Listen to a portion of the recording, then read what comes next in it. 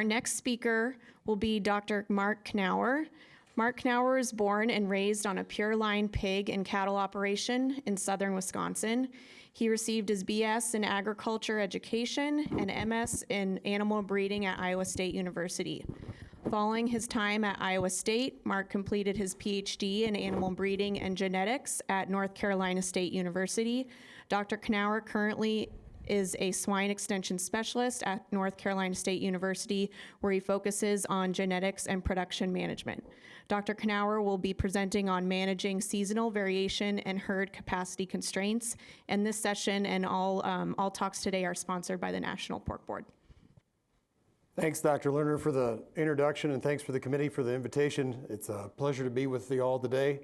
It's my first interaction with many of you, so I'm just going to go over a brief little bit more information about myself and my program. Swine extension specialist, been at NC State 13 years. No, it doesn't seem like 30 years. But 70% extension, 30% research, so I do applied research and education programs within the swine production companies in North Carolina. This is my crew right here, my wife Nikki, my daughter Sloan, and son Jack. Here we're out hiking in Montana at Glacier National Park. So if anybody would like to put more pigs in like Wyoming or Montana and hire me, I would be available for that. This is an overview of my program here. In the bottom left-hand corner is the sow body condition caliper, invented, developed at NC State, and we're working with implementing that throughout the world. On the right hand here is we have the ability to have research genetic selection lines. We're just finishing up a selection line for reduced age at puberty. We have a current selection line for increased number of functional teats. We've also done another functional selection line looking at lean growth using a corn, soy, or a high fiber diet. And then up here in the left-hand corner, this is the concept we kind of developed, this piglet nutrient access, kind of thresholds you need to make a pig thrive and survive throughout the lactation period. So here's some numbers from Dr. Steve Pullman, formerly of Smithfield Hog Production. So according to his calculations, seasonality in the U.S. costs us quite a bit in reproductive losses each year. If you think about it, PRRS is going to impact a subset of farms throughout the U.S. Seasonality and reproduction, heat stress is going to impact, quite a few farms, perhaps most are in the U.S. Here are some data from AgriStats. This would represent about 30% of the sows in the U.S., about 1.8 million sows. This data is from 2005 to 2010, but I think it's still relevant. So you got about a million sows represented across each one of these months. So this is piglets per female, piglets per mated female per year. Across the bottom here is month farrowed. So you can see, obviously, when sows are bred here, we have lower pig output in November, December, January. So if you guys had to guess, what's the seasonality being driven by? Is it being driven by farrowing rate or litter size? So how many people say farrowing rate? How many people say litter size? So here is, these graphs are set up the same. Farrowing month is across the bottom. Here's piglets per mated female per year. The one we just showed you. Here is litters per mated female per year, and down here is number born alive. So from the high month to the low month, we see there's a 9.3% difference in piglets per mated female per year. Litters per mated female per year, which largely would be driven by farrowing rate, there's a 7.1% decline from the high month to the low month. Number born alive, a 1.5% decline. So it's both, right? But it's largely driven by farrowing rate, litters per mated female per year. So when we think about mitigating seasonal variation, facilities are definitely important. We're definitely going to show you that today. People are definitely important, and then the pig. And when all three of those things work together, we can potentially help mitigate seasonal variation. So we're going to go through two case studies. First case study here is in gestation. The other case study is in lactation. So this is data out of North Carolina. This is 22 gestation barns representing about 44,000 sows.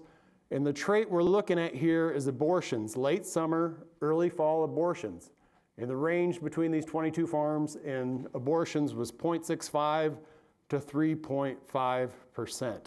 So factors in this model, we have herd size, lactation feed intake, gestation feed intake, whether that barn had cool cells or not, whether the ventilation was adequate or not, and then the semen for these 22 farms came from 3 different bore studs.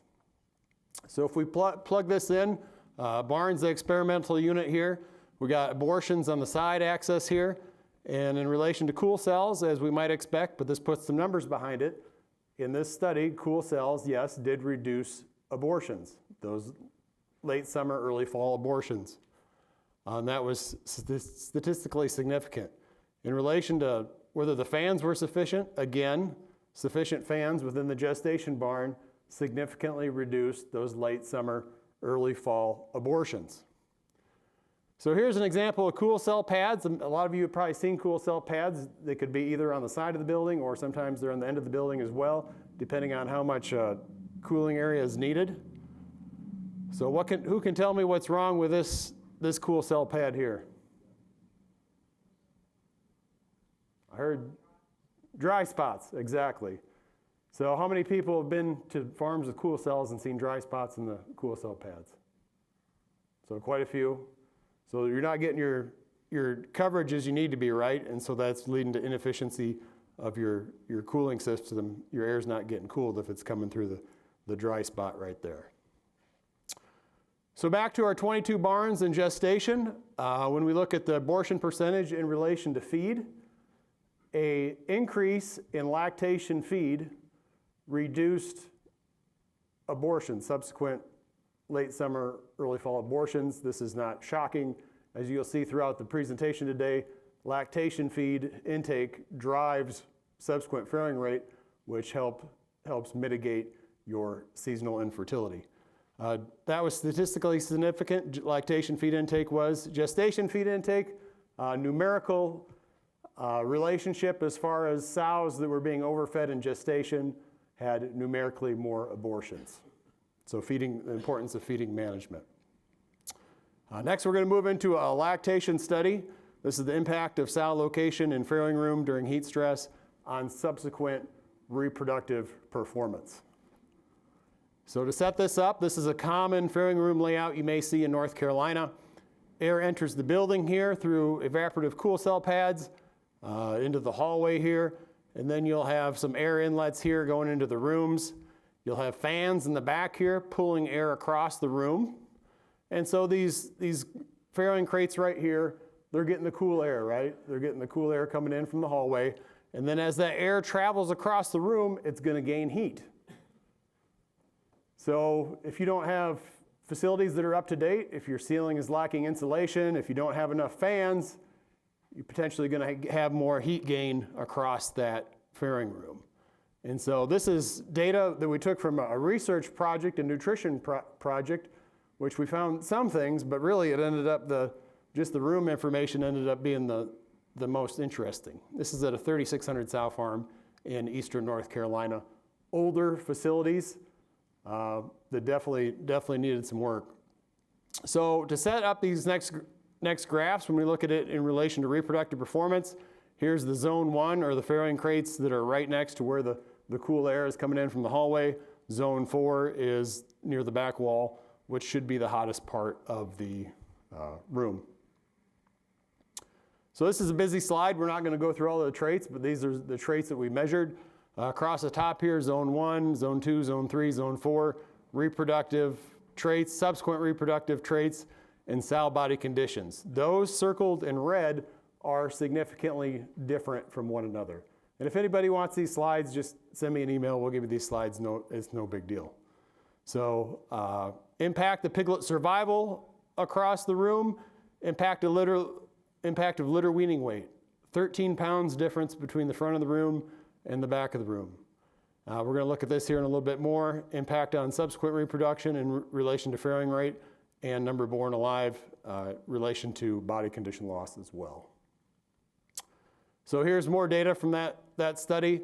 This is percent sows conceived by 7 days post-farrow. So it would be similar to farrowing rate, but it would also include sows that were anestrus, that didn't come into heat by day 7. And so that's potentially why these numbers are a little bit lower than a typical farrowing rate you might see. And also this was during the summer, so these sows were experiencing seasonality. And again, I said the facilities were not awesome. So if we look at across here, the zone from the front of the room to the back of the room, a 7.7% difference in farrowing rate. 7.7% difference in farrowing rate, whether that sow was in the front of the room or the back of the room. So after we got this study, we brought in reps from Hogslat, and we brought in 2 extension engineers from North Carolina State, and we walked through the farm. And here are the recommendations: replenish attic insulation, replace, adjust evaporative cool cell pads in gestation and lactation, and there wasn't enough airflow. We needed to increase the size of the smallest fan in each of the farrowing rooms. Okay, this is a 90-degree day this July in North Carolina. What's wrong with this picture here? What's that? Heat lamps on the sow, isn't it? Heat lamps on the sow. You look at the size of the pigs. So these farrowing crates are only 5 foot wide here. Whether you can change the angle of this farrowing crate and put the heat lamp back here, or just, you can make the farrowing crate wider, but that's awfully expensive, right? And so, but definitely by the size of these pigs at a 90-degree in July, this heat lamp should not be on. So anytime you're adding heat to the room, adding heat on top of that sow, what's that going to do to her lactation feed intake? It's going to go down, right? Here is one potential solution. In talking with some of our producers at North Carolina within one large production system several years ago, he went in and put drippers on his sows in lactation, even though he had cool cell pads on his lactation rooms. And anecdotally, he said he had quite a bit better subsequent reproductive performance. So this nice recent study out of K-State published validates what that producer saw. So drip cooling and increased lactation feed intake. So here's lactation feed intake on the side axis. This is drip cooling and lactation. This is feed intake without drip cooling. This is feed intake with drip cooling. You see about a 0.8 kilogram difference. So subsequent reproduction in this study, numerical increase in farrowing rate, significant increase in subsequent litter size. Now we're going to talk about some gilt sow factors that are important. Body condition, we'll look at some data in relation to that. Parity, there's old data and there's new data. If you have an older herd parity structure, you're going to have fewer P1s you're breeding back. You're potentially going to have less seasonal variation in that type of herd. Wean to service interval, of course, this is driven a lot by lactation feed intake. So if you do as good as you can on lactation, on body condition going into lactation, and you get to the end of lactation and you have extra females, which ones are you going to breed? You're going to breed those ones that have the low wean to estrus intervals, right? And then age of puberty, we're not going to talk about that a lot, but age of puberty is definitely related to sow longevity, sow lifetime productivity. So if you could somehow have an opportunity to have younger puberty animals, that potentially help you as well. But we're not going to delve into that. That's a whole nother presentation. What's wrong with this sow here? She's skinny. She's thin. This is a P1. Her pigs are bigger here, but just looking at her, she's awfully thin, and I'm pretty sure she was probably thin going in. So we're going to show you going in, P1 female that's there, a gilt coming in that's thin is bad. It's bad. What's wrong with this sow? She's skinny too. She's thin. She's probably a low 2 or a high 1 on a BCS 1 to 5 scale. Here's some data we put in Pork Journal. Last year, parity in sow body condition in relation to summer fertility in sows. This is that same data set I showed you earlier in relation to the rooms. So to set this up, this is percentage of sows conceiving with 7 days within weaning as a percentage. This is sow parity and body condition across here. So here's your P1 sows. Here's your multi-parous sows. Thin, ideal fat, thin, ideal fat. So if we look at our gilts, thin gilts going into lactation in the summer is bad because they're not going to have they're not going to eat as much. They're not going to have the body reserves. When you go to breed them, So obviously you never want thin gilts. I've never seen a thin gilt in the Midwest. Usually they're on the other end, but in North Carolina, feed cost is high, and so there's some systems, yeah, you might see a thin gilt once in a while, but obviously you want to avoid this. But even if you look at the jump in sows conceiving going from ideal to fat in this farm in the summer, that's plus 6.6% there. That's a pretty big jump.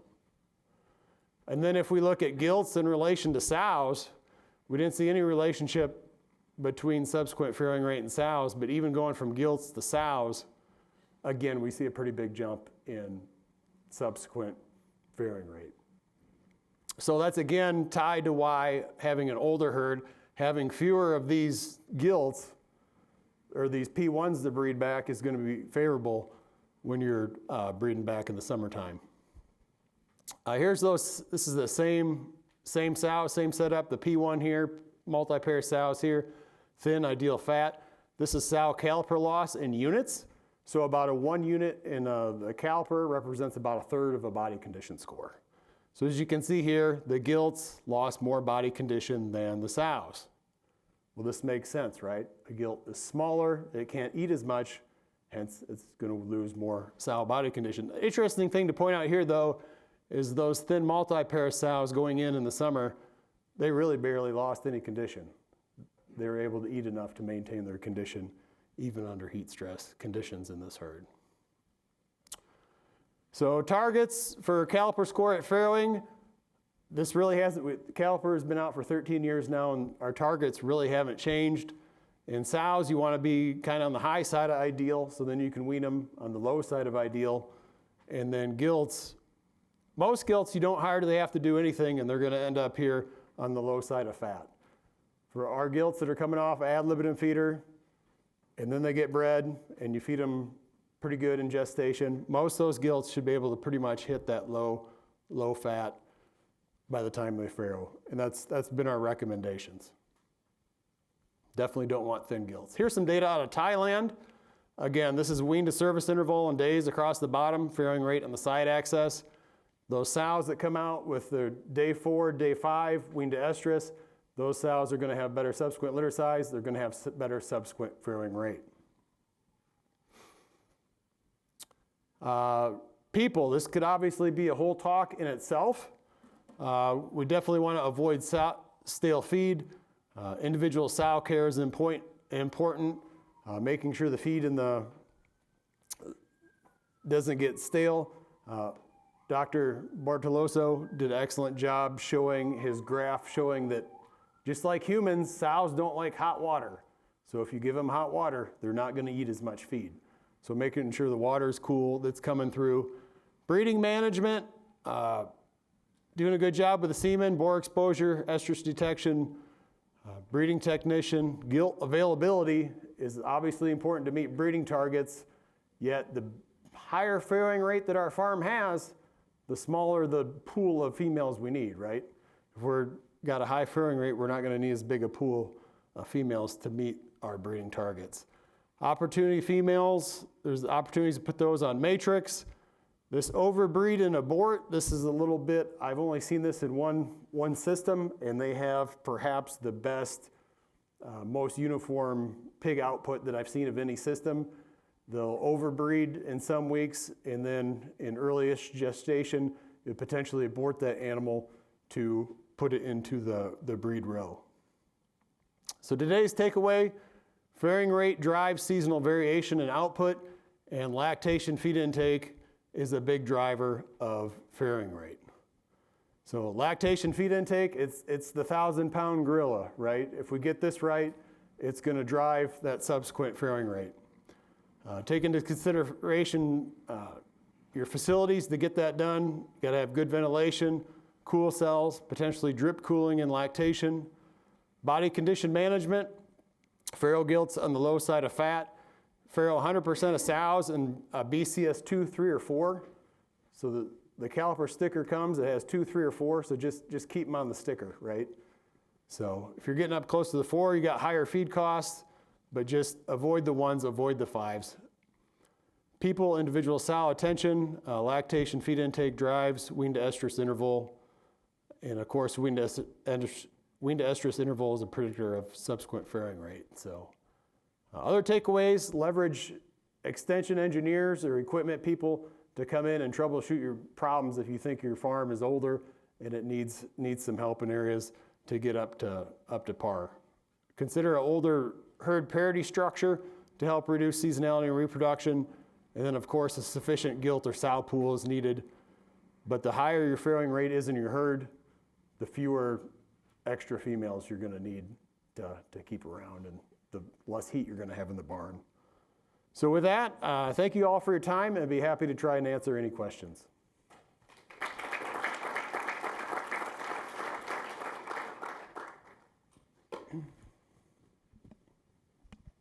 Nice job, Mark. With the temperature grade that you had in that farm, after they came in and made some of those changes, how much were they able to change that temperature grade across the farrowing rooms?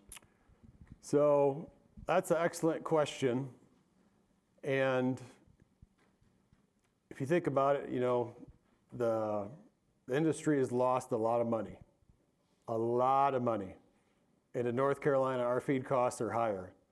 And so that system is still holding on, but and they changed out some of the cool cell pads, but they haven't got all the renovations done yet. So it's a good question, fair question though. Alan.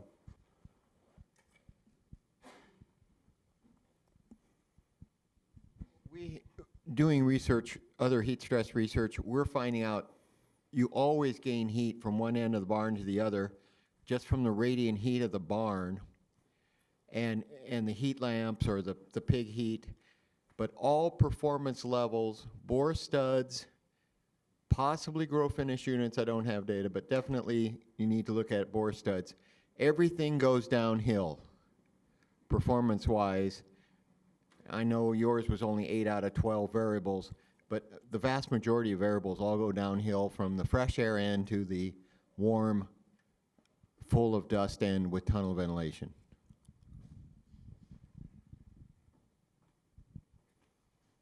Yeah. No, I definitely believe that, but just make sure you check your attic to make sure you got some insulation in there. So we bought an old house like 4 years ago, and it doesn't have much insulation. And about a year ago, I put insulation in there, and my wife almost killed me that day because I made a huge mess. But our electricity bills, when I just loaded it with cellulose, our electricity bills just went way down when I got the insulation in there. So, but that's a good point, Alan. So.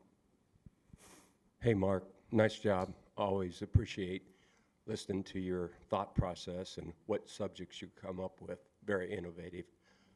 Question I got for you, I don't know if you've done any work on automated sow feeding in farrowing houses. And if not, do you have an opinion on which is better, the human being or the machine feeding the sow and farrowing? So the sow feeding piece is definitely interesting, and I have my ears wide open because I feel like I'm still learning a lot. Given our labor, I think ad libitum is obviously the way to go, and then manage the bowl.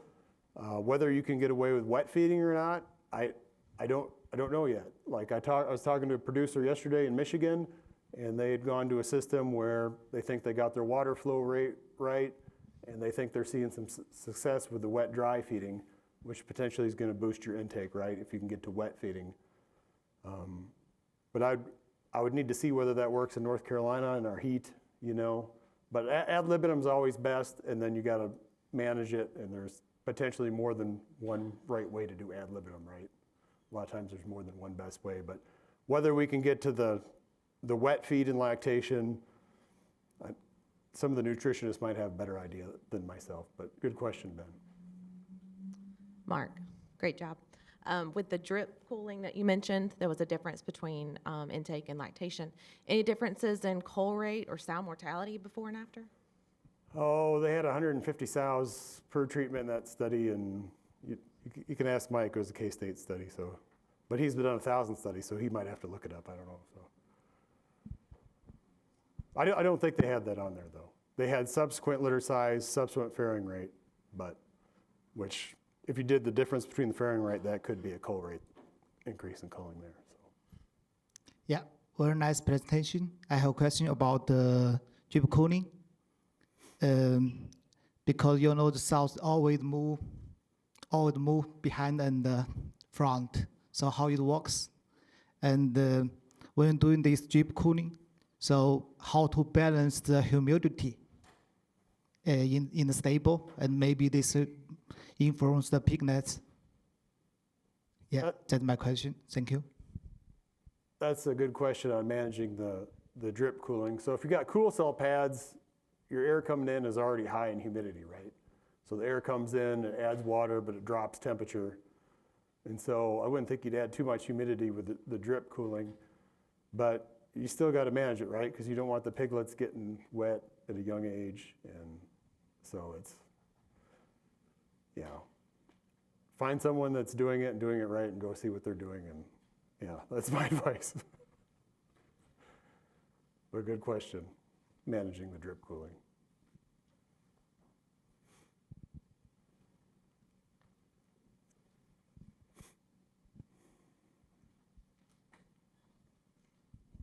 Not so much a question, but just some feedback on the drip cooling. I'm from Australia, where it's more common with our temperatures. The location of the placement of the actual dripper is very important. As you said, the sow has a little bit of ability to move back and forward. We do have it usually automatically set to come on at a certain temperature inside the farrowing house. So, once you go above 28 degrees Celsius, sorry, I don't know what it is in Fahrenheit, they'll automatically kind of switch on. But we do have some producers that have apprehension around causing wetting of the piglets and subsequent scours and things like that. So sometimes it's added in as the kind of last line of defense, if you like. Yeah, no, thank you for your comments. Those are exact same comments we'd hear in the eastern U.S.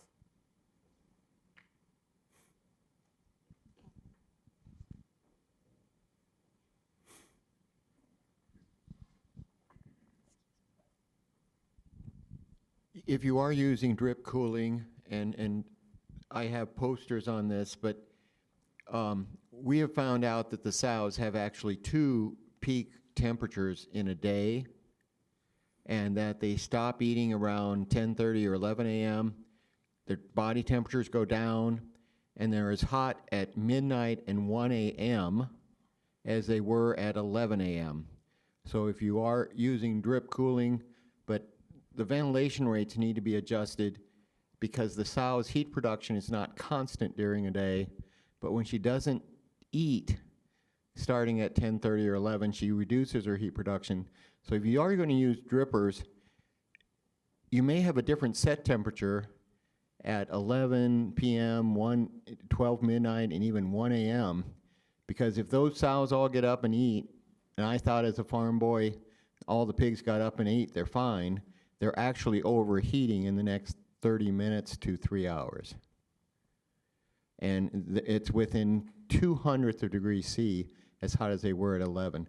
But the sow changes her heat production to compensate for the room temp. So